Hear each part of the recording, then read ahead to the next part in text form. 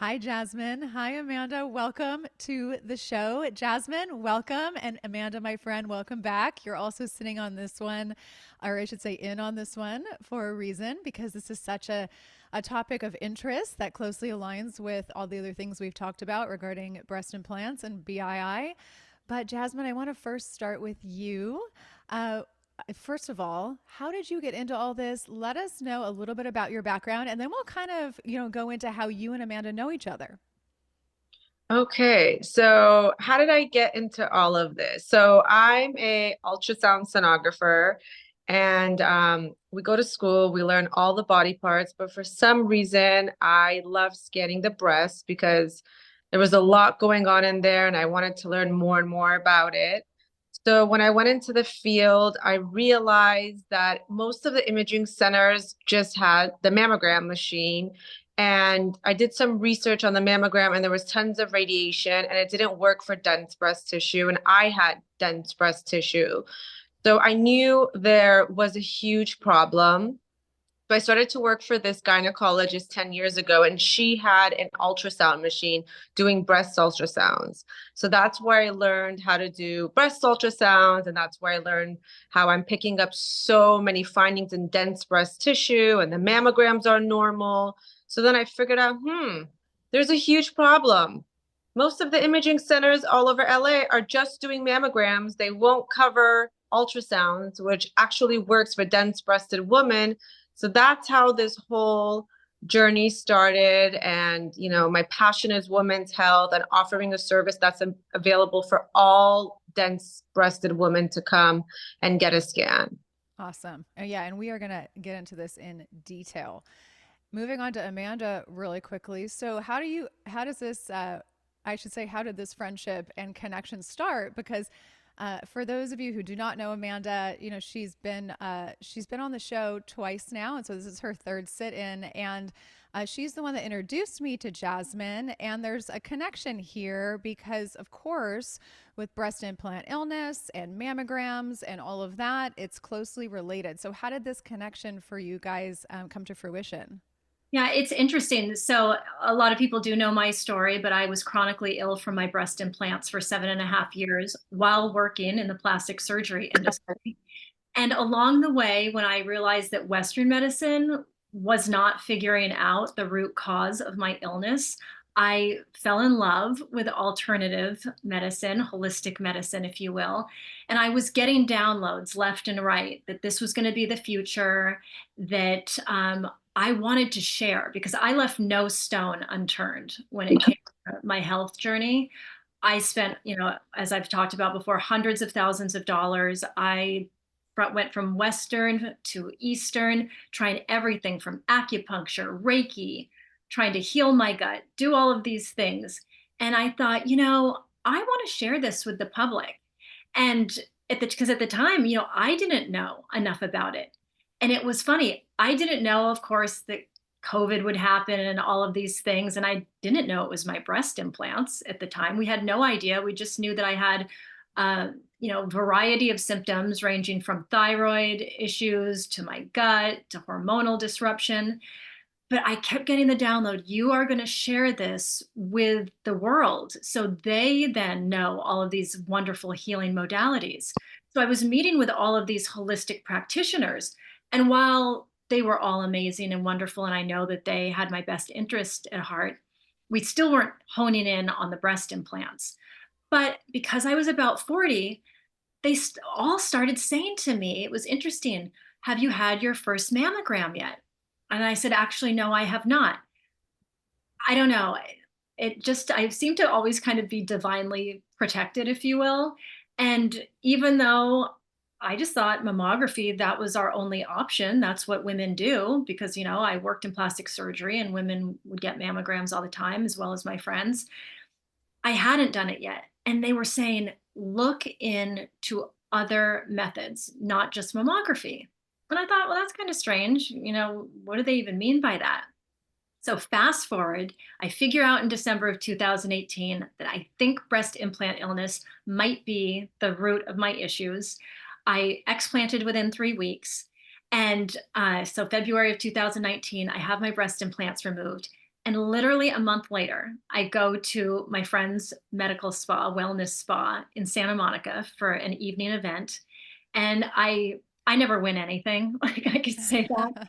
But on this particular evening, I won a sonogram. And so I met Jasmine there. She was there talking about her amazing business sonobreasts.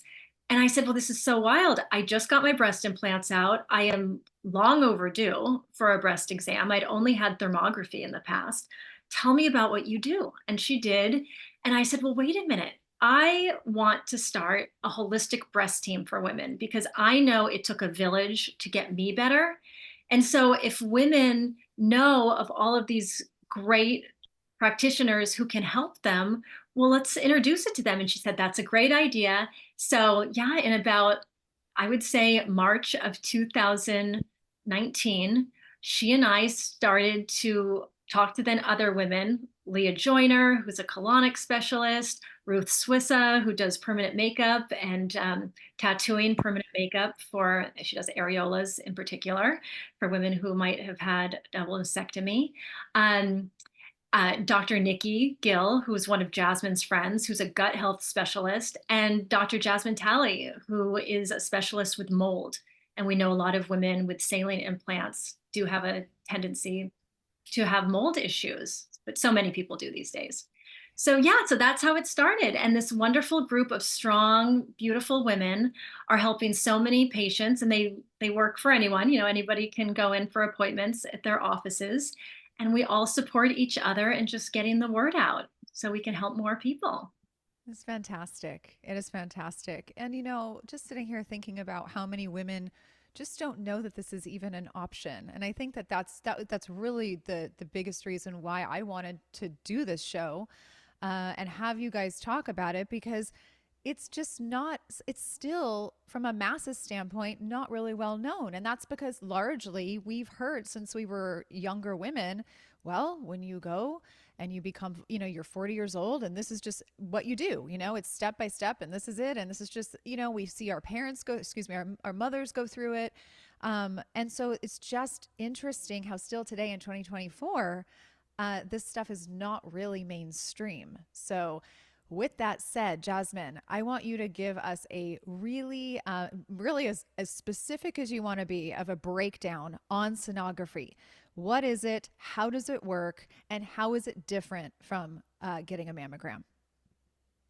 So sonography is just sound waves. There's no radiation at all. It's sound toward images. So it's super simple. I always tell everybody it's like coming in and getting a massage. You just put some warm gel. You use the transducer to scan and look inside of the body, but the transducer is a crystal. It's a quartz crystal. So it's actually like a very spiritual machine. And then you just, you record the 3,000 images, and the 3,000 images turn into like a video for the radiologist to review. So we're actually able to see the lymph nodes, the breast tissue, in between the breast tissue, so not an inch of tissue is missed.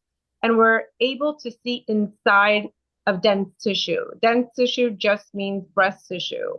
And breast tissue is white under imaging, and mammogram imaging is also white. So if you have dense breast tissue and you go and you get a mammogram, it's white on white. It's like looking for a snowball in the snow. You can't see it. But if you do an ultrasound, it doesn't have the block effect. We could see through the dense breast tissue, so things pop out that are abnormal, like a black spider. You even if you're not a medical professional, and if you were looking at the screen, you would notice, what is that? It just pops up out of the screen. So it's 100% safe. It's the same technology people scan babies with. So it's safe. If you're scanning babies, you could scan your breast, and it doesn't hurt. We don't like smash your breast if you have implants. It's 100% safe for women who have implants, because we could see behind the implant. It won't rupture your implant. So it's just a safe, holistic way to scan your breast that most women are not educated about. They think there's only one way, one size fits all. We all have to do the mammogram at 40 or 50, or something serious can happen to us. And it's all because the gynecologist, the internal medicine doctor, the big shots all install so much fear inside of them that the mammogram is going to save your life. You have to do the mammogram. It's the golden standard way of doing imaging. And unfortunately, it's not, because statistics wise, there's 3,100 women dying a month. Wow. Really? Numbers because missed. By the time you feel a lump in your breast, it's already been there for 10 years. It's 1 centimeter. So with sonography, we pick it up when it's the size of a sesame, 2 millimeters. That's when I pick up breast cancer, 2 millimeters. All you have to do is find a surgeon and remove it, you So, know? and it cut out just a hair. So I want to go back just in case for the listeners. So what you're saying is that there are essentially a large percentage of growths or tumors that are missed by mammogram scanning. So whatever's missed there can be obvious and very, very well picked up by a sonogram. Yes, and for some reason, they won't cover the sonogram unless there's an abnormality on the mammogram. But the mammogram doesn't even show it. And this is how my friend's mom passed away in her 40s. Wow. Her Uh, brother went to her appointment every single year. Well, he has a very popular radiology office all over LA. They did not do an ultrasound even on their sister because they just don't know. They don't talk about it. They just follow the one size fits all. Everybody's breast is one way. No one even knows what type of tissue they have. And, they just put everybody in the same category. What do you have to say for those who are hearing, well, you have dense breast tissue, so you need mammograms more often? So what would your response be to that? Because I have seen that occur in my own immediate family with my mother. So what would your response be? Absolutely not. You're going to a scan, to an appointment that it can't even see a benign finding inside of your breast tissue. I see images that the mammogram can't even pick up a benign cyst. You're going to get radiated. You're going for a scan that doesn't even work for your tissue. Something could highly probably be missed. So go ahead, do the mammogram, no problem, but include an ultrasound too. And if you have to pay out of pocket, pay out of pocket, because cancer is over $100,000 treatment. This Yeah. is just a couple $100 and you could save your own life. That's a really great point because I think, and I was going to ask you, we'll get to the insurance thing, but I was going to ask you about, cost and all of that. But it's such a great point when you think about it in terms of, well, yeah, prevention is expensive, but sickness is a lot more expensive. And I'm pretty sure all three of us know a little bit about that. Both, Amanda being a patient and now an advocate, you being a practitioner, and then me being in this industry for over 2 decades and also having health concerns that have cost me, frankly, more than I'm willing to say out loud. So it's when you put it like that and you put it into perspective, it really makes a lot of sense. Um, can we talk a little bit more about the radiation levels? So there's zero radiation in sonography. Do you have any additional information that you can give us about the radiation that's coming from mammography? Honestly, I haven't really studied that technology and how much radiation there is in there, but I know there is enough radiation that if you go every single year for 10 years, it can cause cancer. That's what my naturopath told me. If you keep going every single year, the radiation in your body is going to accumulate and it can cause cancer. Yeah, yeah. You know, it's very disheartening to think about all of the women who are going in for test after test, getting these letters back or these callbacks or these messages on their machine, essentially saying that you're clear, and you kind of take that like breath, like, oh, finally, thank you, God. I could go another year or I could go another whatever. Yeah. And really, those findings might not be actually accurate in the first place. To me, that is wild and very disheartening. Yeah, they talk about that a lot in a documentary that women should watch called Happy Gram. I Yes. where is that, Jasmine, that they can find it? Is it Netflix? Done. It's Amazon. Oh, Yeah, and it's on Amazon. I think you have to, the last time I researched it, I believe you have to buy it to watch it. It's not for free. Am I right, Jasmine? Yeah, it's like $5, $6. It is the best documentary ever because all the women who went in for their standard white coat mammogram, they all got a letter, which they all called happygram letters. All of their cancers were missing dense breast tissue. So that's why they all created this documentary. And they sit the doctors down, they interview them, and nobody will take blame because I feel like in the US they want sick people. So who's going to take the blame because it makes money? And Right. that's the truth. Yeah, And I exactly. remember that Joan London, I think we all remember her from Good Morning America. She was one of the hosts for many, many years. And I can't remember because it's all just melding together the last few years. And I think I misspoke earlier. We started our holistic breast team in March 2019. And so it wasn't soon after that, because this is when I was waking up now to sonograms versus mammograms. And I read that Joan London had gone, I think, 2 or 3 times and had her mammogram. Everything looked great.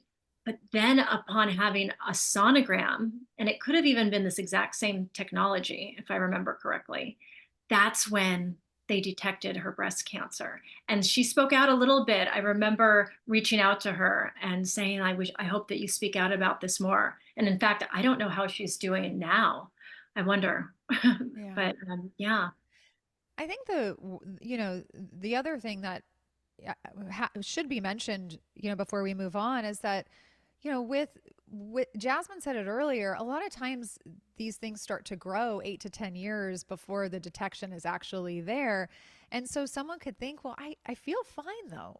I feel fine. And a lot of women, I think, do until they detect something later on, or they're in a deeper stage of the disease state, So this is just really important. I feel like the more I talk about it, the more I'm like, "Oof, my goodness, this is such an important topic." Uh, you know, okay. Regarding the industry, and I know we've got to be careful. I'm just going to say that right off the bat, and I'm sure our listeners, my listeners, they're already sort of on the same page. But we've got all types of ears listening, and I want your input, both of you. We'll start with Jasmine on why do you think this is going on in the industry in the first place? Yes, you mentioned money earlier with the insurance companies, them not covering safer options, doctors having to be careful with the fact that some of them might even know that that mammograms are not necessarily the best option potentially, but they still have to say that they're the gold standard. Elaborate a little bit on what you're seeing and what your thoughts are, and you can be as, I don't know, explicit as you want to be. I mean, I think Western doctors go to medical school and they learn a certain way of doing everything. So it is a one size fits all. They all have the same medical books. They all have the same diagnosis for the same symptoms. And it's old medicine. It doesn't work in the new age because it's 2024 and medicine has advanced like crazy. I mean, we have ozone, we have IVs, we have access to herbs. There's an herb for every disease. I'm taking an herbalism class right now, and there's literally an herb for every symptom. There's flowers, and they don't study the whole umbrella. They study just one way. So when they start practicing, everybody is in their textbook. Everybody has a symptom and they have a diagnosis. They don't get to the root cause of the problem. They're all just looking for a diagnosis so they can solve the problem and get to the next patient, and to the next patient, next patient. It's a butchery. It's literally a butchery. Things are getting missed all day, every day. Big things. And it's because they spend time with their patient. They don't get to know their patient's diet, environment, stress, what's going on in their life, if they're happy, how's their gut health. They don't know even how to do that because that's not how they were trained. But if you go to a naturopathic doctor, which I've been seeing for over 10 years, they ask you, how's your mental health? How's your gut health? How's your stool? How do you wake up in the morning? They ask you the color of your urine. They do a hair sample. They do a stool test to see if you have parasites. It's mind, body, spirit, soul to get to the root cause of the problem. And that's real medicine practice because you get to the root cause and you heal it. Yep. But the other way is a sick care. They just put a band-aid on top of all of the symptoms and they want you to come back and they want you to come back. They don't want to heal you because they don't even know how to heal you because they don't even have the proper education for it. So that's why I tell everybody you have to be the CEO of your own health. If you don't feel well, choosing your doctors is as important as choosing your spouse, your beloved partner, because they can kill you or they can make you a better human being and get you on the healthy path. That's how important it is. I like that. So I like that it's a, analogy. Amen, sister. Yeah, Amen. amen to it all. yeah, so I mean, it's up to us to not be sheep, to educate ourselves, to take initiative. If you love yourself, you're going to do the research and find a practitioner that can get to the root cause. I mean, Amanda knows Dr. Nikki's amazing. She heals the gut. There's colonics, there's IVs, there's so many different avenues, but you just have to be hungry to do the research and step out of this one size fits all box that's not working anymore. Younger and younger and younger women are getting cancer in their 20s. Yeah. Colon cancer, rectal cancer, breast cancer right now is at its highest it's ever been. Yeah. And people always ask me why. And I'm just like, well, it's their environment, it's their food, it's their stress. It could be a couple of jabs that they recently got. I mean, look inside instead of going to the doctor and saying, oh, yeah, it's your family history. No, most of the time, these cancers are not family history. A lot of people don't even have a family history of cancer. So it's about doing the research, and that's the most important part of your health journey. And it's about prevention and it's about having choices. And this is the same whether we're talking about mammograms or we're talking about breast implants. Again, I am not here to be anybody's judge and jury. I feel like everybody can make choices about their own body and absolutely should. But I think we deserve to have choices and to understand all of our different options. And so it's the same with this. I won't tell anyone, don't get a mammogram. A mammogram has been life-saving for many women. And so I just saying, let's all be on the same page and know what we're getting ourselves into so you can take your health into your own hands. Same with the breast implants. Not telling anyone not to get them, just saying you have a right to have informed consent and to know all of the possible things that could go wrong. That's Yeah. all. Yeah. It's informed consent. You said it. And it's also realizing that the term rare that we hear so often is misused because things are not as rare as the doctors are coming to the table, in your 10-minute appointment and saying to you, oh, yeah, but it's rare. As we've learned time and time again, even just on the show alone, for listeners that have been here for a while, rare is it's it's used because the doctors don't have all the information. And I said this on the show that just came out with Robin and Amanda regarding the new Motiva implant. You can have the most amazing, most kindest, kind-hearted, best bedside manner doctor in the world. And that doesn't mean that they have all the information because they were trained a certain way. And so they're bringing to the table that way, right? So that is just the truth of the truth of the truth. Now we have some doctors that started in the conventional space that have opened their eyes and they have branched out, and God bless them, because they definitely are like, I can't sit here and do this anymore, right? I have to do, I guess I'll say, the right thing, right? I know that that's probably, I got to be careful when I say that because everybody really is for the most part doing the best they can. But when you know better, you should do better. And also I wanted to say something to Jasmine's point about medicine has advanced so much. And you were speaking about all the things available, right? The ozone and different inflammatory or different ways to decrease inflammation in the body and all these things. And then you mentioned herbs and flowers. Isn't it interesting though, that all of that is actually so old? It's actually traditional medicine. And it's not whole, it's interesting. I don't even like to say alternative because is it really alternative? Not really. It's actually real medicine. It's the way Mhm. that medicine started. Wouldn't you agree? Sure. Sure. And I think that, like mainstream wise, people are still getting used to this and the shift, and we're all having our own experiences. I read something that said a lot of people who would be in the wellness space went through, for the most part, some sort of chronic illness journey between the years 2010 and 2020. I know that we both did, Vanessa, and that like the rest of the world would maybe go through their own experience from 2020 to 2030. It's just interesting. I just remember, Yeah. interesting things like that. And we're kind of seeing that. Yeah. That's why I was saying too, when I was on my journey, if doctors or professionals do not listen to their patients, autoimmune illness will kill so many because they're people are not being heard. And I know from what I've seen with women with breast implants, they can have symptoms of different autoimmune. I've heard of some of the weirdest, craziest autoimmune that I've actually seen reverse or improve dramatically.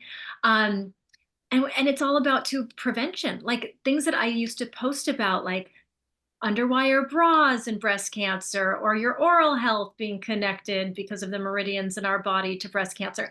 I used to literally have people report my page and try to get my posts down. And now it's just so refreshing to see that people are talking about it more. And lymphatic massage, we should all be massaging our breasts each day. It can be part of your nightly or morning routine.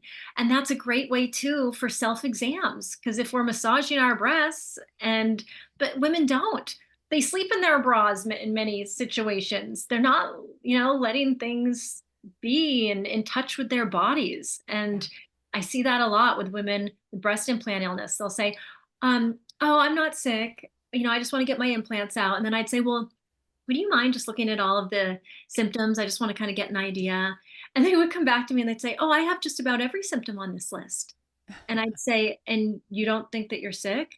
And they'd say, oh, no, no, no. My doctor said that that's totally normal for me in my 40s.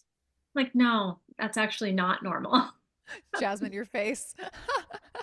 Your face was like my face. Like, what? I know. I remember her saying that actually in our first show, and it's just wild what's being told to patients. Right now is skyrocketing. What it say it again? You cut out in the very beginning. Is is quadrupled right now, autoimmune. Oh yeah. Oh yeah, I think absolutely. it's probably at this point getting a new autoimmune disease out of nowhere. Yeah. Yeah. Well, and I've got some things to say about that as well. But that's another show. That's another show. I want to wrap back to actually breast implants for a second in regard to sonography, because you had mentioned if women have breast implants and how there's essentially just no risk of rupture. So does that mean that there is a risk of rupture or issue if a woman with breast implants is going in for a mammogram? Jasmine, can you speak to that? Of course, the mammogram uses two plates that pancake squeeze your breast, and there is a high probability of rupture with your implants. And I've seen the mammogram rupture many implants, and I do have some clients that have permanent nerve damage. They have neuromas in their breasts from the mammogram. Wow. Wow, That's wow, why they wow. don't, a lot of women don't even go. If you start talking to a lot of women, they don't go, but they don't know option because nobody's educating them. Their gynecologist, their internal medicine doctor, no one is telling them, oh, there's another option. Yeah. Would you say that it is even more crucial for someone to consider another option if they have breast implants than if they have none? Meaning, like just like a woman like myself who doesn't have implants. Would Is it just as important for me to go to a sonogram, to get a sonogram versus or would it be even higher of a risk, I should say, for someone who has implants? Is that even does it even matter, or what would you say about that? No, it doesn't even matter. I mean, everybody needs a baseline Yeah. because if you even have a cyst, a fibroadenoma, a calcification, everybody needs a baseline of what's going on. And the standard care says age 40 to 50. Some doctors say 50. But in my books, with the way I'm picking up stuff, I recommend in your mid 20s, even early 20s. Well, you just took the next question right out of my mouth. I was going to ask you about screening. So your thoughts and suggestion and opinion is that the screening starts for women way too late. Which Wait, also, yeah, which also poses the problem of, oh my goodness, you know, even if the screening backed up again, and I'm just going here, like say they even brought the screening down, like, oh, okay, now you guys got to start at 25, or now you guys got to start at 30, and was just doing mammograms, that's also like a decade or two more radiation in the woman's pocket, right? If they were to it's start screening early. So that poses another issue, wouldn't you say? big time. Number one, why is every single doctor so concerned about a pap smear from the age of like 18? Mm, And breast cancer is at its lowest. It's so low that most gynecologists say you need to do a pap smear now every 3 years. You know about that, right? I have heard that, yes. Not every year anymore. It's every 3 years. So cervical cancer is so low. But why is everybody so hung up on that when 1 out of 7 have breast cancer or will get breast cancer? Why is everybody so focused on that when this is a bigger problem? And then they say you don't even need a scan until you're 40. Most doctors 50. So it's very bizarre that they're not realizing that younger and younger and younger women are getting breast cancer. I pick it up on 24-year-olds.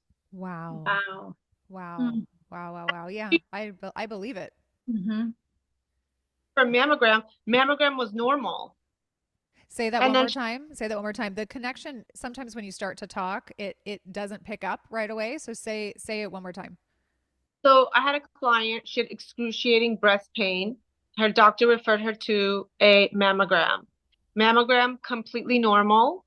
And then she went home, and the next 2 weeks, the breast pain was so bad, it woke her up in the middle of the night. She found me on Instagram. She came to my office, and I found it at 2 millimeters, the size of a sesame seed. And if she let that go, she's 24 and never got a scan until she was 50. What do you think would have happened? Oh, She referred her, and now it's beautiful. She's turned this into her passion, and she's a health coach, and she works at a cancer institute, and she's helping all this women. And but it's like she saved her own life by referring herself. Hmm. wow. Wow. You know those scary health coaches. I don't know if you guys have seen all the craziness surrounding that. When you said health coach, it just Right. brought that to for those of you who might be wondering what I'm talking about, the Washington Post just put out a recent article about how all of these dangerous health coaches on social media were talking about the potential danger of birth control pills because all of these women are coming forward with all of these symptoms and they're not getting help from their doctors. And the Washington Post was saying how dangerous it is for these quote unquote health coaches, right?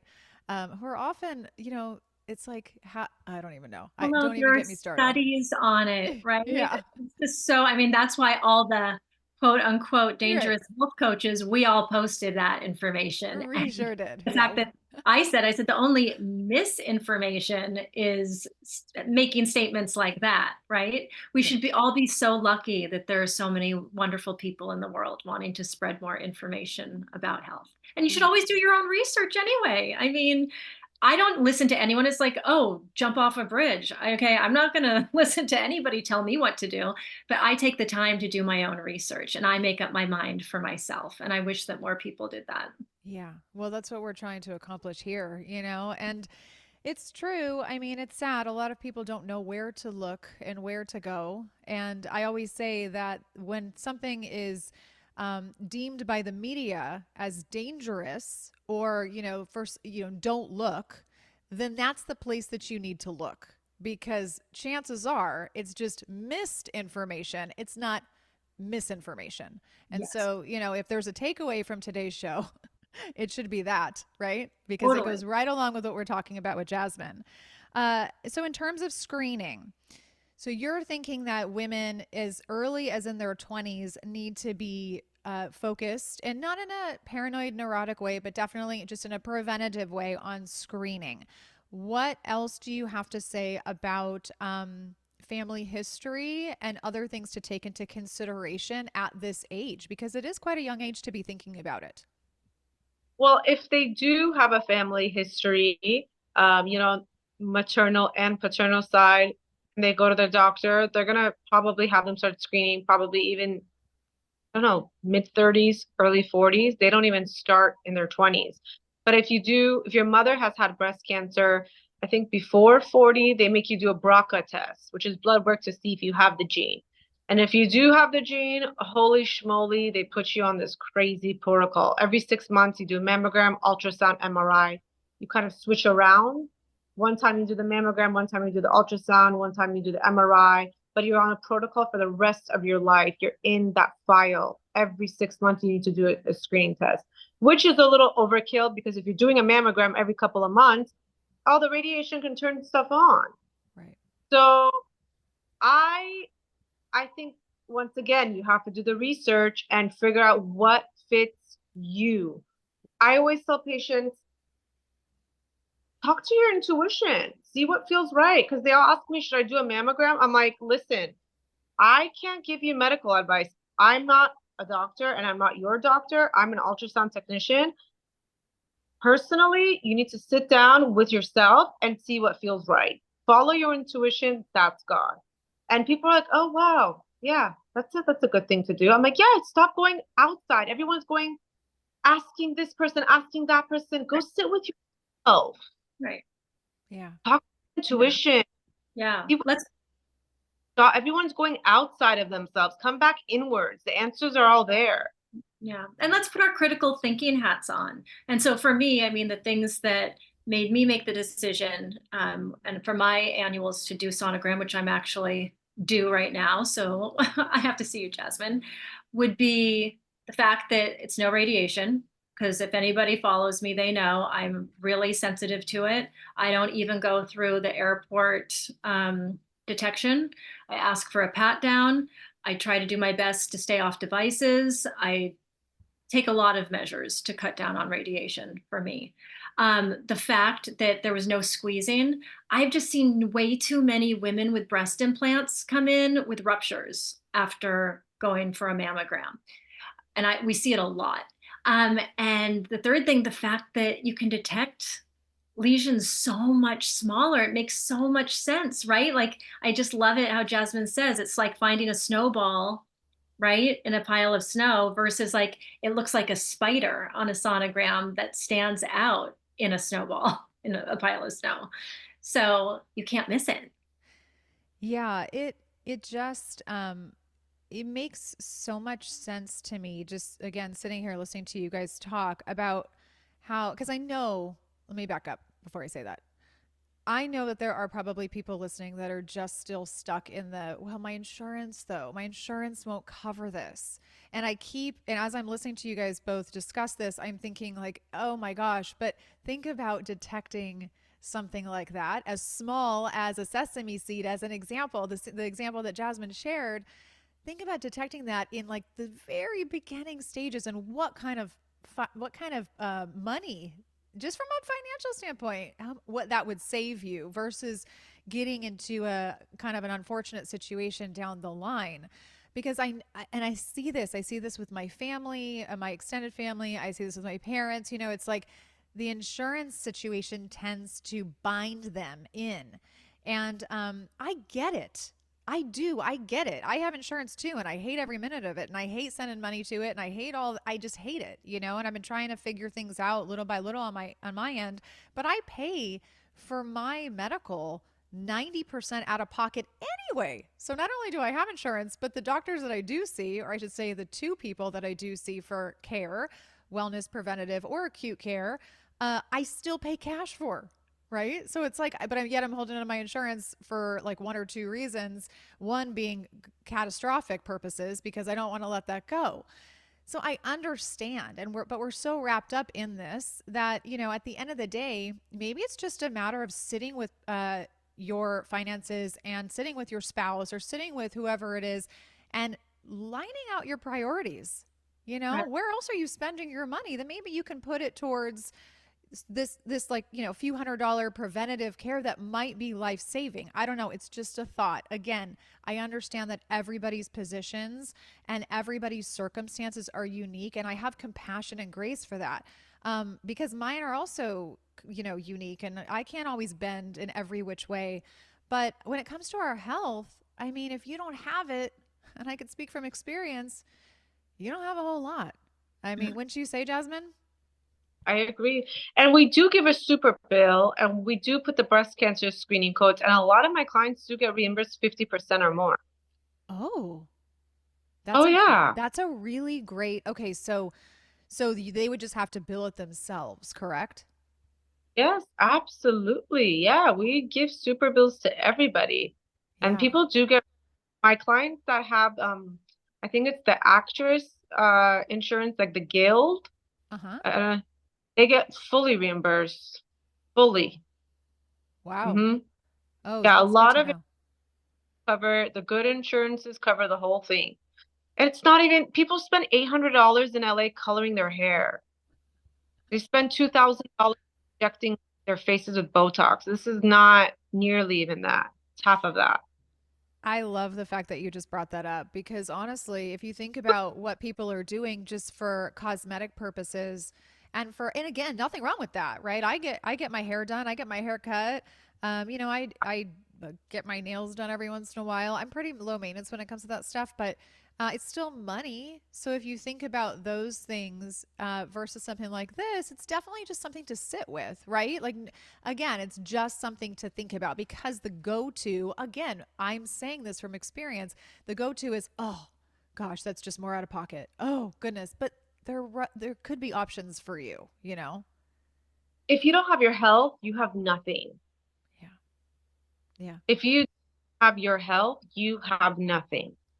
So sit with that. And that's that's what people need to know. And also people need to know they need to start doing prevention. It's all preventative. Starting younger and younger and younger. We need to educate this generation so they can educate their children and their children and their children so this boobdemic can come to an end.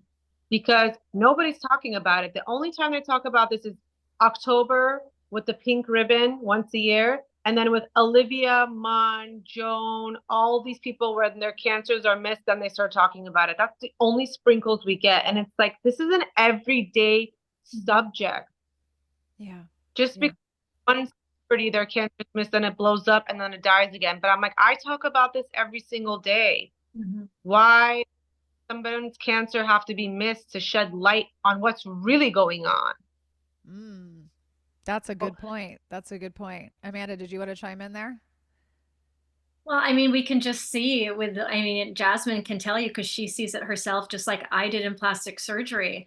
They want to keep saying that things like BII are so rare and these cancers are so rare, but talk to the people who are actually seeing it with their own eyes.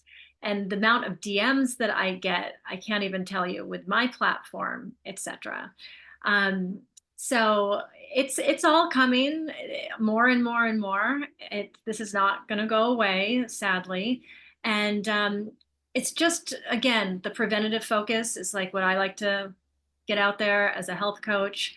There's so many things that can be prevented. And I hope that somebody listening to this today um, will take their health into their own hands. Because again, unless you've been sick, I was the same way. I just thought I was invincible. I never even realized any of these things when I got breast implants. If you had told me, oh, well, you could get autoimmune, you could get hormonal disruption, which again, nobody said to me. And that's why I also stand up for women and have their backs, because so many go to surgeons and they say, they just gaslight them. And they say, oh, well, you should have known that these can cause autoimmune, or you should have known. No, I'm here to say we don't say that in a consult. It was never told to me. So again, so much of this can be prevented. And Yeah. that's the beautiful part. Women are doing their own research. They are finding Jasmine. A lot of women now are finding these other options for themselves, which is so great. And wonderful publications like Goop. Goop helped us so much. Jasmine already had a relationship with them. So when we started in 2019, the breast team, we call it, when COVID came around and we were on quarantine, I was so bored and I do not do well without having stuff going on. I said, okay, so what can we do now? We can start getting the word out there with PR and marketing for breast implant illness. And Goop was one of the first big websites that helped because of Jasmine's connection. I was like, you've got to link me up with them. We've got it. And they did. And they've run that now like 3 times, I think. And so Wow. everyone's been really supportive of getting the word out for women. And that's really amazing. You know, it's really important, and I say this with a lot of I just want to be careful, right? Because I understand that this is sensitive for people. This whole aspect, or excuse me, this whole subject and topic of breast cancer and everything. There are several people in my life that have had breast cancer, and also young women, you know, my age and younger. And you know, it's definitely it's a sensitive topic overall. And so when talking about it, I try to be careful, but I think that fear of I think that fear runs the show, to be honest with you. And I think that Jasmine, you made a point a minute ago about how it comes up every October, you know, and it's like, in a way, I kind of feel funky about that whole scenario because it tends to be this really publicized situation. In a way, I almost feel like it promotes more fear as well because they're not necessarily, are they talking a lot about prevention or are they talking about support? I mean, just from the outside, you know, like I'm not really sure, but it seems like there's a lot of fear being instilled in women as well. Am I off base? What would you say to that? No, that's what they're trying to do. That's the purpose behind the pink ribbon is fear. Women are so fearful about breast cancer. Like I have clients that when I open the door to go in and do the scan, they're just sitting there crying without me even doing the scan. And I look at them like, why are you crying? And fear took over. Oh, my neighbor has it. My aunt had it. My cousin had it. My best friend had it. My best friend's 30. She has breast cancer. And I'm just like, that's not your story. Yeah. That's not your story. Don't let fear take over. Because when fear takes over, that's when you manifest illness. Yeah. That's what firsthand. So it's really about keeping your brain, in check and making sure that that that's not your story. But unfortunately, so many women live in fear about breast cancer that they think they're going to get it because it's so common right now. It is so common. I think literally 1 out of 3 women have it. Yeah. So women are hearing about it all the time, or they know a couple people that have it at the same time. So it's like, oh my God, if she has it, I'm going to get it. And I'm like, absolutely not. Absolutely not. That is not your story. Yeah. So also, it's a lot of this stuff is, mental health, you know? Yeah. So it really back down to mental health because I am serious. You can manifest your illness. Yes, and Mm. unhealed traumas. We see it all the time, and people can poo-poo that. But I mean, I have lots of friends who have had breast cancer, and they can see it too. There are some unhealed traumas that can lead. It's an emotional thing as well. Yeah, Yeah. yeah. And again, there's no shame. You know, if there are someone who's listening that has gone through the journey of cancer, breast cancer, or other cancers as well, there's no shame here. You know, this is just discussion to introduce new perspectives. That's it. I mean, these women and myself, we care so much about health. That's why we're here. That's why we're sitting here discussing it. It has nothing to do with judgment or shame. But I think that it's hard because when we know that there are other things available, when there are other truths that are not being disclosed, when there are other options that are not being talked about, when people are tight lipped because of money and money takes the forefront when it comes to health, that's what is firing up on underneath us, right? That's why we're passionate about it. That's why we're talking about this. And in terms of fear and stress and unhealed trauma. I heard a really popular doctor who probably a lot of people know years ago say that in her experience, because she runs a very popular cancer clinic down here in Southern California, she said that it was often unrest in the nest. That's something that I always have, I always had that in my brain. An unrest in the nest, meaning there were things of the heart. There were things of the heart within the family that were really troubling that woman. And sometimes that would manifest into a disease state, and we see that with so many disease states. If it's autoimmune, other forms of autoimmune, cancer, chronic pain, fibromyalgia, anything like that. I mean, that can all be a heart issue as well. And I don't mean heart from a physical standpoint. I mean heart from a heart standpoint. So Jasmine, what would you say to that? 1,000,000%. I agree with that. Every time, we do detect breast cancer in our office, have a conversation with the client, because I come from a space of empathy, love, compassion, and they all break down and they have a story, they're in an unhappy marriage, they're unhappy with their job, things that happened in their childhood that they haven't resolved. There's an emotional bag filled with stuff. Where is that bag going to go? It has to store somewhere in our bodies. For some people, it's in the liver. Some people, it's in the uterus with their fibroids. Some people, it's in the breast. Breast cancer is anger, fear, and resentment. Those three emotions is what triggers breast cancer. So to grow in the breast tissue, that's where that bag stores, right next to the heart chakra. Right next to.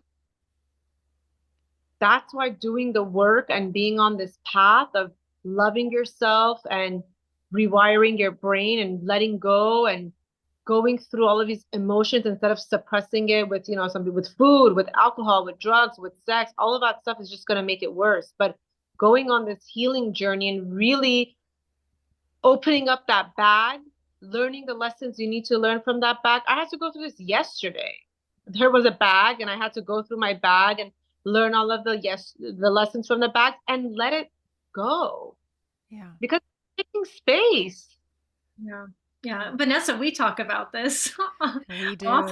off We camera. do. We And do. how really that is part of the spiritual awakening and the journey that so many of us are on. And it has seemed lately from all of my friends, people we talk to, Jasmine and I talk about this all the time, and the self-care and meditation and things that we choose to do. Fears, even albeit irrational ones, seem to be just coming at us, and we have a choice to make. And I always tell women, patients I've worked with, we all must always have faith and hope. Without that, you have nothing, right? I always had hope that I would get better after being sick for so many years. I could always see the light at the end of the tunnel. But for so many people who don't have faith, they can't see that. And that is the obstacle standing in their way. So well said, Jasmine. So well said.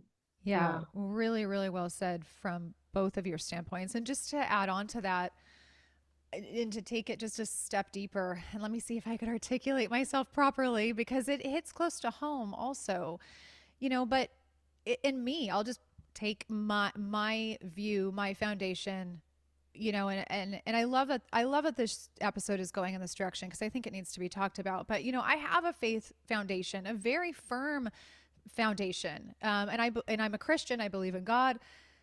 Even with that, things can still take over us.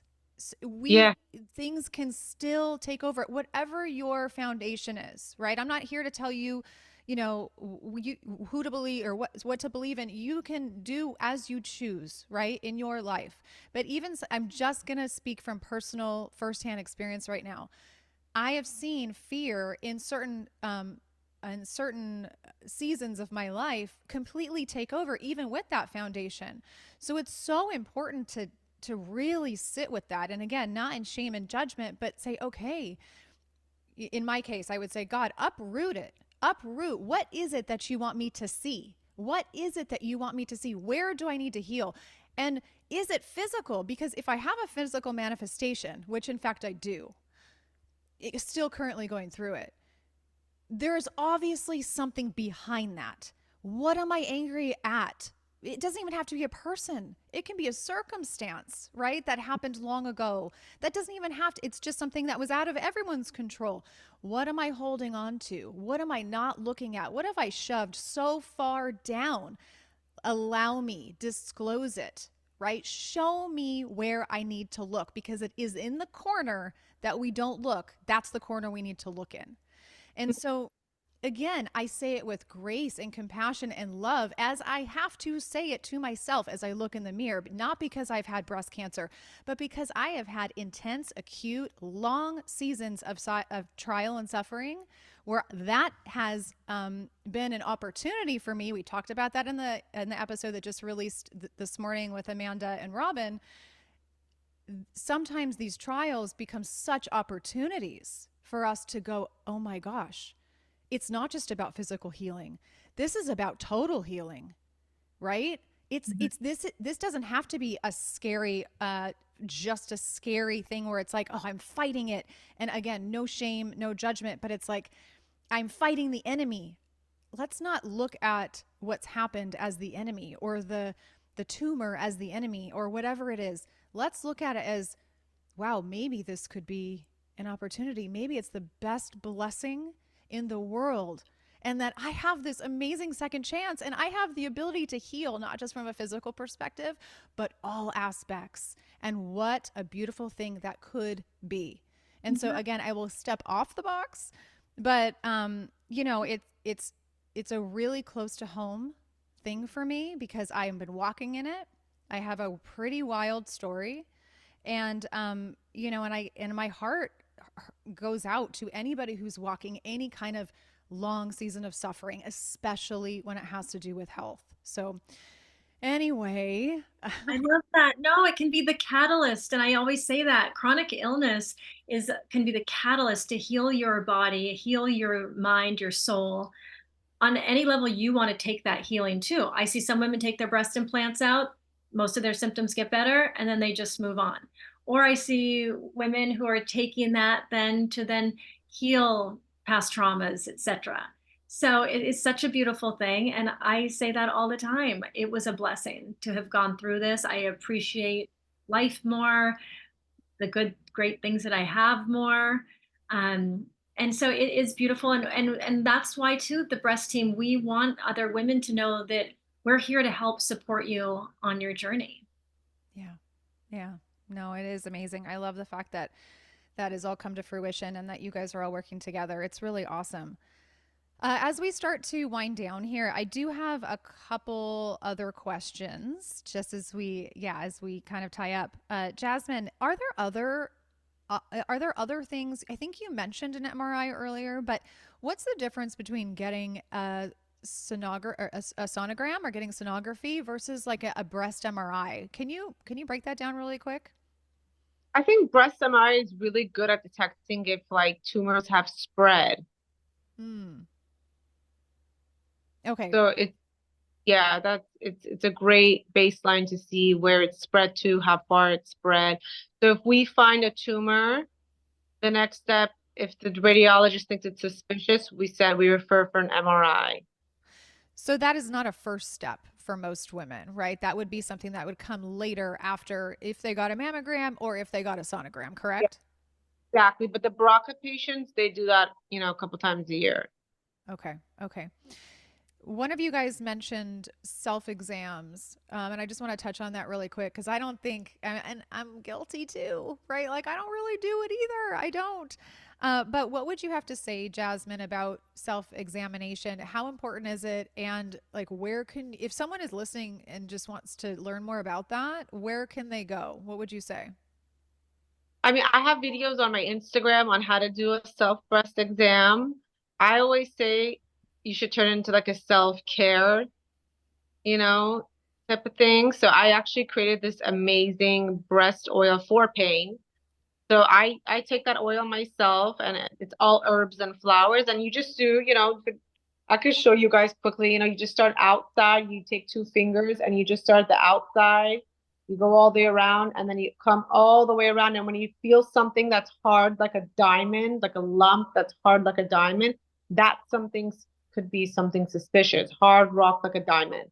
But if something is mobile and it feels like it moves around, that could be something more on the benign side. So it's knowing those two differences, which can, make a big difference. Because a lot of people will come to me and they feel a rib. A rib is all the way at the bottom. It's a bone, and they think that is something. And I'm like, no, no, no. It's because we are all so disconnected to our bodies.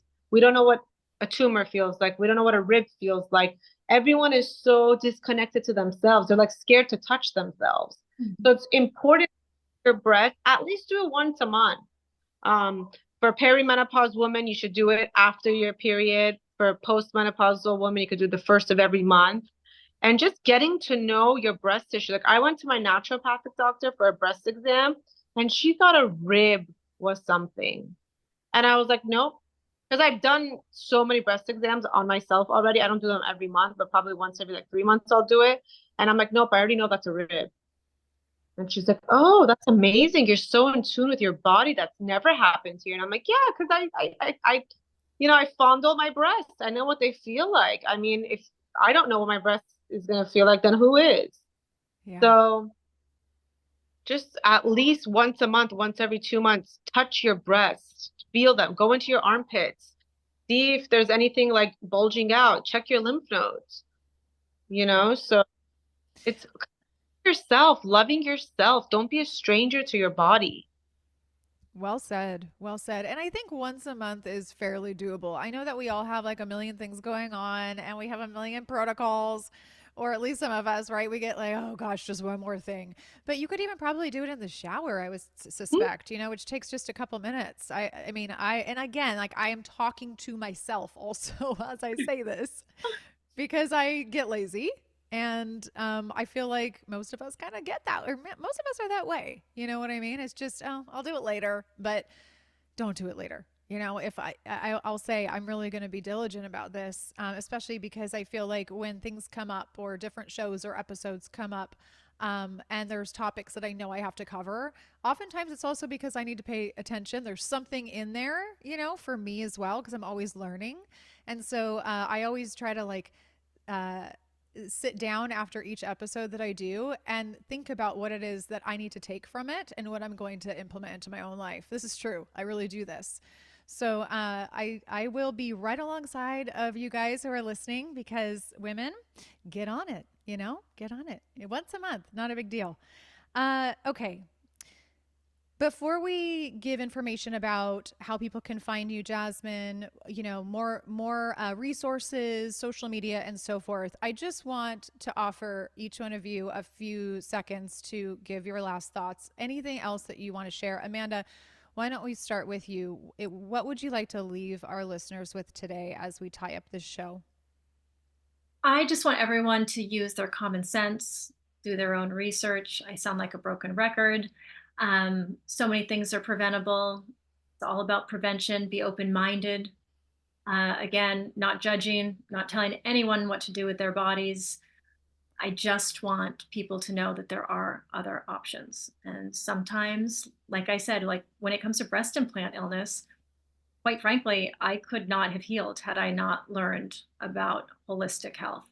I couldn't have. Aside from the surgery itself, everything else that I did to heal was all holistically based. Um, and our holistic breast team, like I said, anyone can go to any of these fabulous women. Our Instagram is breast team, so that's easy to remember. Practitioners from all around the city here in Los Angeles send their patients to Jasmine, and they're here to help. Some of them, like Dr. Nikki, telehealth now, and Dr. Tally. So you don't even have to live in California to still work with them. Awesome. And Jasmine, last thoughts? My last thought is health is mind, body, spirit. If you are balanced in your mind, body, and spirit, you are going to be a-okay. I always say health is happiness and happiness is health. Even if God forbid you have something, I have clients curing it in a couple of months. It's gone because of their mindset. They talk to their and they say, I love you. I'm here for you. Because all we are is energy and they heal like that. So it's not just going to your exam, finding the right place, finding the right practitioner. Yes, you could do all of that stuff, but it's your mindset behind everything. Are you happy? Do you check in with yourself? How do you feel every single day? Because life is short. If you're not happy, go chase the butterfly, go get help, go find a coach, go find a therapist, go do the work. Because when you're happy, you're going to be healthy. And if you're healthy, you're happy. So it's all coming together. If you tie all of that mind, body, and spirit, you're going to be healthy and happy. But if you're going through the opposite of the fear, the anger, the resentment, I always call that the black umbrella. It's a black umbrella. Fear, anger, resentment, scares, all of that stuff, that will make things grow and grow and grow and get bigger, bigger, bigger and spread everywhere because your body could feel those emotions. So it's not just about coming to your breast exam. It's what emotion is behind that breast exam. Are you coming in fear? You want to, because you can manifest it. Or you're coming in, I have clients that say, Jasmine, I know my results are going to be perfect. I'm healthy. I'm healthy. And I'm like, wow. And they are healthy because they manifested. They know they're healthy. They believe it to be true. And so it is. So I want this podcast to put a light in everybody to do a check-in with themselves because a lot of people don't even sit with themselves for 5 minutes to feel, am I happy? Am I upset? Am I angry? What's going on inside today? Journal it out, cry it out. Yeah. And so it is. I was going to say beautiful. And really the premise of this show, the premise of the show has always been that health is a lot more than just physical. It's every portion of the pie, and when you were talking just now, Jasmine, and you were saying like, what is going on? Like, is there something off? The word that was coming up for me was unsettlement. What are you unsettled about in life? Right. And again, I'm talking to myself. What are you unsettled about? What is in the background? When you have like all the programs on your computer running, you might not have the screen up, that particular screen up, but there's all these programs in the background, they're running, right? What's running in the background of you? Not just your body, but your mind, your, everything, because there is this whole other component to health besides physical. And again, like Jasmine said, let's hope that this episode is not to discourage anybody because that is the farthest thing from the truth. Let it be a light. Let it be something to sit with and think about. This is why we're doing these shows. This is why we're doing them, right? So that we can bring and offer a different perspective. And just, if anything, just get curious about it. Bottom line, just get curious about it. That's all that we can ask. And we really do. We really care and we want the best for everyone listening. I mean, bottom line, and I know that you guys feel the same way. Where can people find you, Jasmine, in terms of your social media channels, location, and all of that? So my social media is sonobreast with an S, so it's plural. The website is sonobreast.com, and my office is in West LA. Okay. Okay. And what would you say, or can people reach out to you? What would you say for people who are listening that don't live in California? What would be their option here? Go book an ultrasound. Okay. And they can do that how? I mean, I think if they call imaging centers, maybe say I'm self-referred, I want to pay out of pocket Okay. and start, and if they say we need a prescription, then call their doctor and say, write me a prescription. I want to get an ultrasound. And if they Okay. say, find a naturopathic doctor because they all refer it anyways. Go find a holistic doctor that will write you the referral. Yeah, yeah. I was going to say there's a lot of practitioners working in the functional medicine space that Oh, are very pro these options. So it would be, yeah, that's a really great yeah. piece of advice. Yeah, and also, if people have questions, is your DMs available if people are, if they're a little confused and they need to be pointed in the right direction? Absolutely. They can email me, which is Jasmine@sonobreast, or they can send me a DM. I'm pretty quick. Awesome. Yes, you are. That's awesome. Thank you. Well, as always, you guys, this information will always be in the show notes. You guys know I'm very thorough over there. So you can check the show notes. Again, if you have any questions, you can reach out to Jasmine, Amanda, or myself. You can always reach out to me. I will point you in the right direction, or at least try my very best. You guys, thank you so much for this chat. Jasmine, it has really been a privilege to be able to speak to you. Thank you for your wisdom. Thank you for your knowledge. And thank you for the extended discussion, not just about sonography, but also about all of these other surrounding issues that play into breast health and overall health. It's really been a pleasure. Amanda, my friend, thank you for sitting in on this one again. It is always just an honor to have you. I love you dearly. And you guys have been a light. Again, I appreciate you. I hope you have a beautiful rest of the day, and I will talk to you both soon.